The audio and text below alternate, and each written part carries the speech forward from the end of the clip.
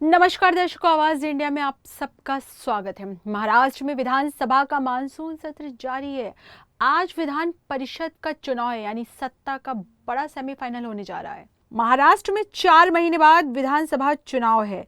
लोकसभा चुनाव के बाद महाराष्ट्र में एक बार फिर एनडीए बनाम इंडिया अलायंस के बीच बड़ा मुकाबला है। आज विधान परिषद चुनाव है जो तय करेगा कौन एकजुट है और कौन बिखरा हुआ। आज होने वाले महाराष्ट्र विधान परिषद चुनाव में दोनों गठबंधन एक दूसरे को मात देने की कोशिश करेंगे।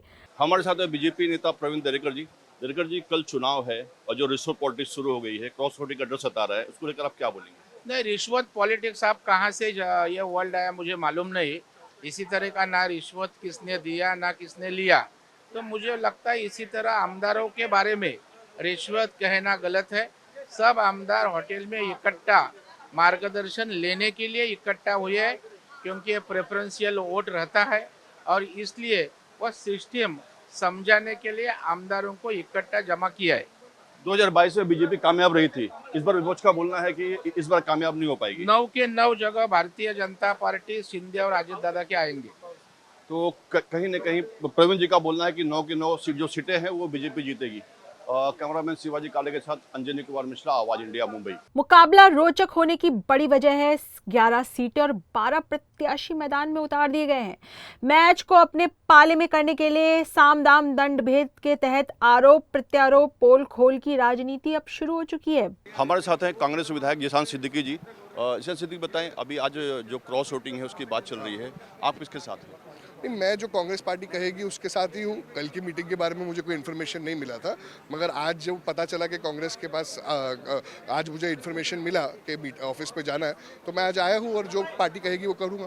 तो पिताजी ने पार्टी छोड़ी है, क्या उसको लेकर कुछ असर हो रहा वो है? मुझे नहीं पता, पार्टी लीडरशिप डिसाइड करेगी। ऐसा पहली बार तो नहीं हुआ है कि परिवार के 2 लोग अलग अलग पार्टी में हैं, तो उनके मन में क्या है वो तो वही कह सकते हैं। मेरा मन साफ है, जो पार्टी कहेगी वो मैं करूँगा। तो आप जाएंगे पार्टी से मिलने, पार्टी ऑफिस में जाऊँगा, जो कहेंगे वो करूँगा मैं। तो आप किसको वोट देंगे? जो पार्टी कहेगी, पहले कहने तो तो जो 4 क्रॉस वोटिंग की बात हो रही है, चर्चा हो रही है, वो मुझे उसके बारे में कुछ इल्म नहीं है। कांग्रेस जो कहेगी उसका वो मैं करूँगा।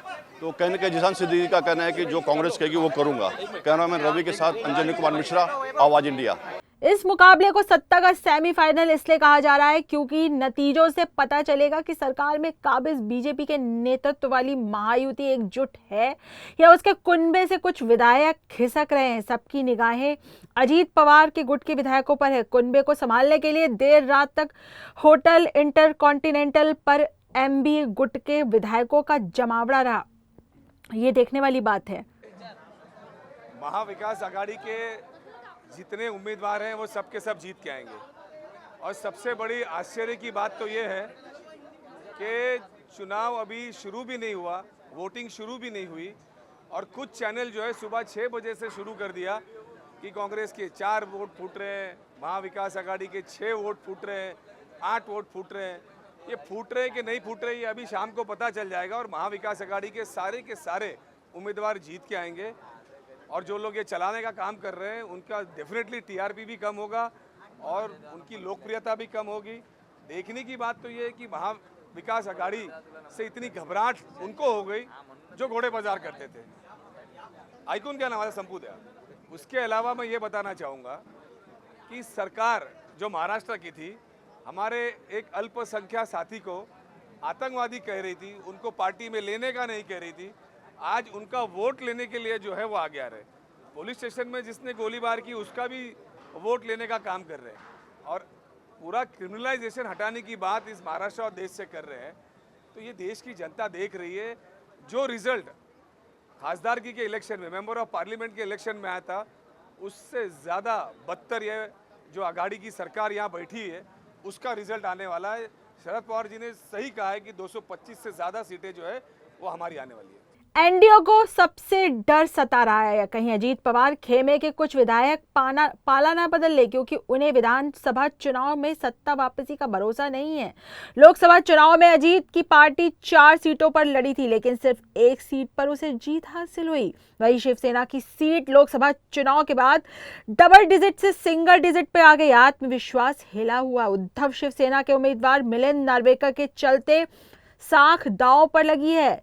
एनडीए में बीजेपी एकनाथ शिंदे के नेतृत्व वाली शिवसेना और अजीत पवार की एनसीपी शामिल है, जबकि इंडिया ब्लॉक में कांग्रेस, शरद पवार की एनसीपी और उद्धव ठाकरे की शिवसेना शामिल है। महाविकास आघाड़ी के 3 उम्मीदवार हैं, तीनों जीत रहे हैं। प्रज्ञा सातव कांग्रेस, मिलिंद नार्वेकर शिवसेना और जयंत पाटिल हमारे हैं। महाविकास आघाड़ी के बहुत ही कंफर्टेबली उनकी जीत हो रही है। सर, गणपत गायकवाड़ को जो परमिशन दी गई वोट करने की और फ्रॉड है ये। अनिल देशमुख जी गृह मंत्री थे, जेल में रहे, उनको वोटिंग के लिए आने के लिए परमिशन इस चुनाव आयोग ने नहीं दिया, यही वोट था। नवाब मलिक साहब को नहीं दिया, लेकिन गणपत गायकवाड़ साहब को मिल रहा है, तो उसका मतलब आप समझ लीजिए। सर, यहाँ पे आके आपको नेता मिले, भाजपा के नेता आपको मिले, अजीत पवार बाकी लोगों से मिले, आपने चंद्रकांत पाटिल से भी मिले, जुलना होता है, एक साथ काम किया इतने सालों से। हमारा थोड़ा उनका व्यक्तिगत झगड़ा है, पर्सनल वॉर है, पॉलिटिकल है। राउत साहब, आप चंद्रकांत पाटिल से मिले, चंद्रकांत पाटिल आपको मिलने के लिए वापस पीछे आए। अरे थाम ना, प्रश्न विचारतो है ना, हिंदी वापस आपके मिलने के लिए पीछे आए, तो आप उनको बोला कि हमको वापस एक बार एक साथ आना चाहिए, एक साथ चाय पीने को आना चाहिए। बहुत दिन हमने एक साथ चाय नहीं पी है। सत्ता के सेमीफाइनल में आज कौन बाजी मारेगा और किसकी होगी हार और किसकी होगी जीत, कौन एक रहेगा और कौन एक गठबंधन से बिखर जाएगा, देखना दिलचस्प होगा। कैमरामैन शिवाजी काले के साथ अंजनी कुमार मिश्रा की ये रिपोर्ट। आज आवाज इंडिया में इतना ही। एक बार फिर हाजिर होंगे देश दुनिया से जुड़ी बड़ी अपडेट्स के साथ। तब तक के लिए मैं विदा दीजिए, नमस्कार।